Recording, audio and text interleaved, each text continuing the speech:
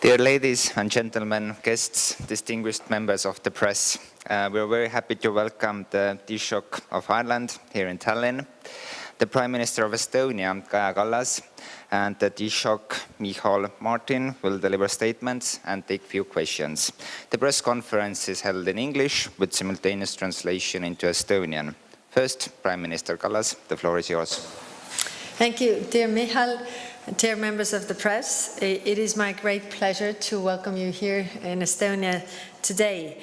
Estonia and Ireland are good friends and partners. Our discussion today focused on the changed security situation in Europe and what more we can do to help Ukraine, including those who have fled the war and need our support and shelter.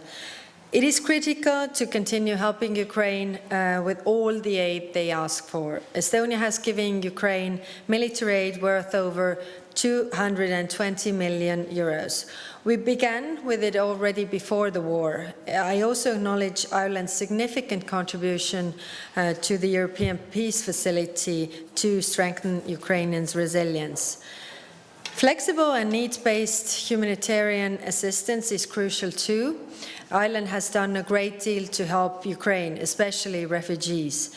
This support of the Irish people today reminds me of the Second World War and the kindness of the Irish people showed to Estonians who were then on their way to US and Canada as war refugees, escaping from the brutality of Soviet and Nazi occupiers. Today, Estonia itself offers safe refuge to a vast number of Ukrainians.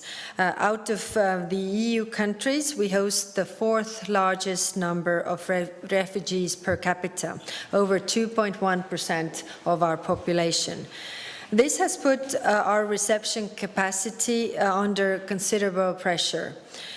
We are in this for the long haul and look for ways on how to share this burden with our partners. We must continue to increase the cost of war to Putin.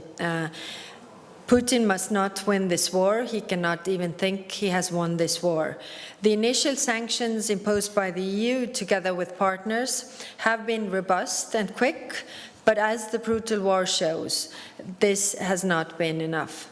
Yesterday, the European Union agreed on new important measures, but as energy is the major source of income for the Kremlin's war machine, we must do more. We need to seal our actions with sanctions to all Russian energy carriers as soon as possible. My government confirmed yesterday that we will stop using Russian gas. We also need to keep isolating Russia politically. Yesterday, a UN General Assembly suspended Russia from the Human Rights Council. The world's message to Kremlin is clear. Atrocities bring consequences, and aggressors have no place on the global stage. And this is not the end of the road. We will keep isolating Russia in every possible way as its brutal war against Ukraine continues. And finally, I would also like to say that challenging times encourage friends to work even closely together. That is why we also discussed energy, the green transition, and digital cooperation during the meeting. I am glad that Ireland is interested in our digital society and different e-solutions we use, also cybersecurity capabilities. This expertise is something we are more than happy to share with you to foster also digital cooperation between our two countries. I'm glad that you will be visiting the Estonia Briefing Center during your stay here in Tallinn. And in conclusion, I would like to thank you once again for coming to Estonia, to Tallinn, and I'm sure that our good cooperation will continue in the future. Thank you. Thank you very much indeed. And can I thank you, Kaya, for your invitation and for hosting me here today and for your warm hospitality. As you have said, Estonia and Ireland have much in common.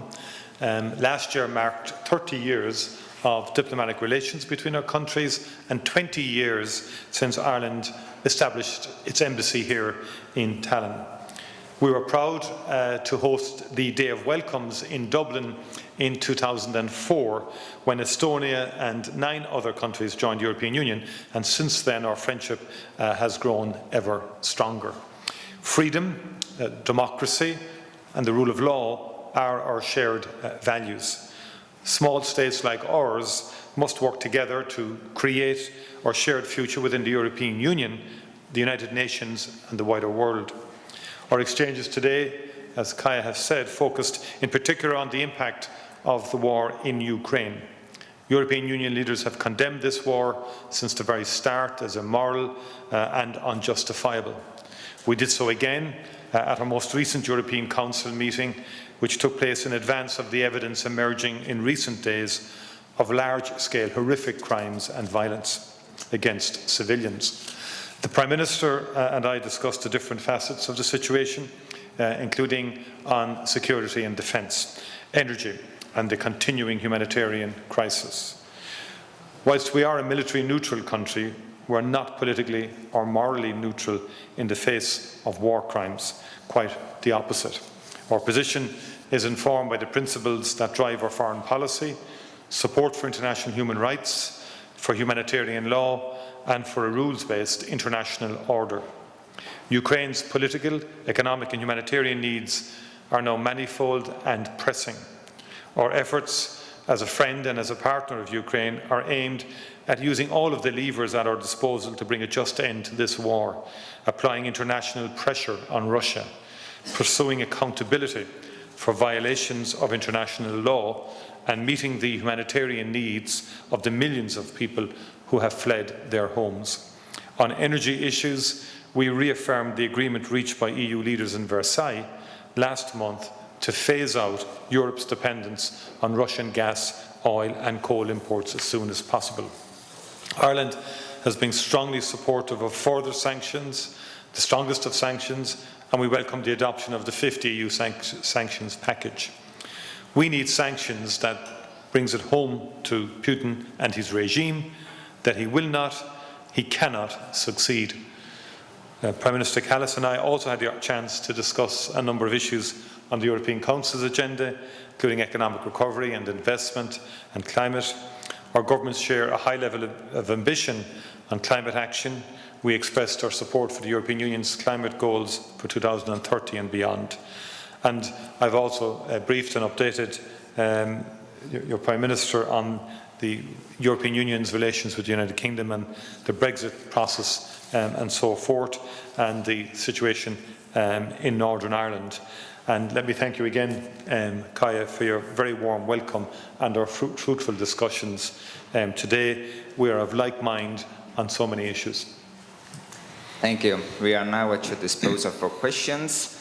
Please state your name and media organization you represent and to whom the question is addressed to.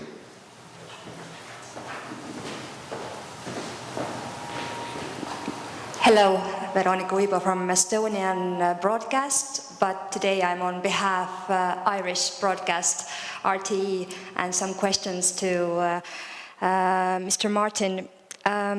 What have you learned from your visit to Finland and to Estonia, and has it changed your view of what is happening in Ukraine?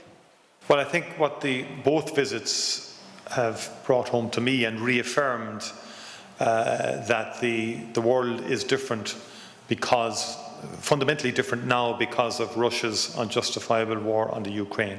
In other words, Putin has turned upside down the multilateral rules-based world, but in doing that, countries are now changing strategies and changing approaches. That is true in Finland, in terms of its evaluation of the fundamental change that has occurred and has occurred in the relationships now between Russia and Europe. And likewise here in Estonia, that is felt very keenly as well. And for Ireland, which is some distance, it is very important for us to hear and to meet with Prime Ministers of countries on the border who have a keen sense of history, and conveys to us a real appreciation of what is at stake for your citizens and the citizens of Finland. That's important. And I have been reading much of what Kaja has written and her interviews in the Financial Times, for example, and I've used that in our own Parliament to bring home to people the different histories we share, but the importance of the history that Estonia has and the need for Estonia to belong to NATO and to the European Union, which I fully understand, and coming here today again reaffirms that. And what I hope to learn today, in addition to that, is Estonian expertise, particularly in cyber security. I'm visiting the centre later, and also other aspects of digital transformation that has occurred here, particularly in the e-health area. I'm also visiting a centre to see the progress so that we can learn lessons to take back home. Also, what do you think Ireland can do to continuously help crisis in Ukraine? I think there are a number of aspects. First of all, in terms of supporting the European Union through the peace facility, and we fully contribute to that, and will continue to any further expansion of that deployment of the European peace facility. In addition to that, we support Ukraine's application for membership of the European Union. We've been very strongly supportive of that. We think that is important. We support stronger sanctions again and will push for further sanctions. And on the humanitarian side, we now have received about 20,000 Ukrainian refugees into our country, and we are in line with the European Union's temporary protection measure. We're providing all supports for those refugees. We are being challenged on the accommodation front, obviously, but notwithstanding that, the Irish people are fully behind the Ukrainian people. The Irish people are horrified with the barbarity of this war on the civilians of Ukraine. And last one, there have been some thoughts that Ireland wants to remain a neutral country, so how do you respond? Well, what we have said is that we're going to have a reflection on that issue, not immediately, because we believe we should focus all our energies and the unity of our people, which is unified now against the Russian aggression and in support of Ukraine. Our position doesn't impede any supports that the European Union, for example, can give to Ukraine. And our view is, in the time ahead, we will create a facility, what we would have in Ireland as a Citizens' Assembly, to reflect on this policy, on the changed environment we now operate in terms of the vulnerabilities in relation to the security architecture in Europe, vulnerabilities in cyber security, for example. We suffered a major attack that paralysed our health service last year, and we had to depend on other countries who came to our assistance to help us. And in the field of cyber security, you need to work together with other countries. So, and then you have hybrid warfare, new types of attacks that can happen.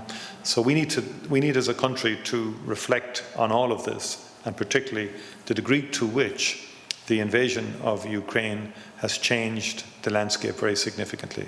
But right now, we feel the focus should be on helping Ukraine, and there's a complete unity in Ireland among all our people, irrespective of political views, on that point. Thank you. Unfortunately, this is all the time we have at the moment. The press conference is over. Thank you. Thank you everyone for coming. Thank you very much indeed. And have a good evening. Thank you.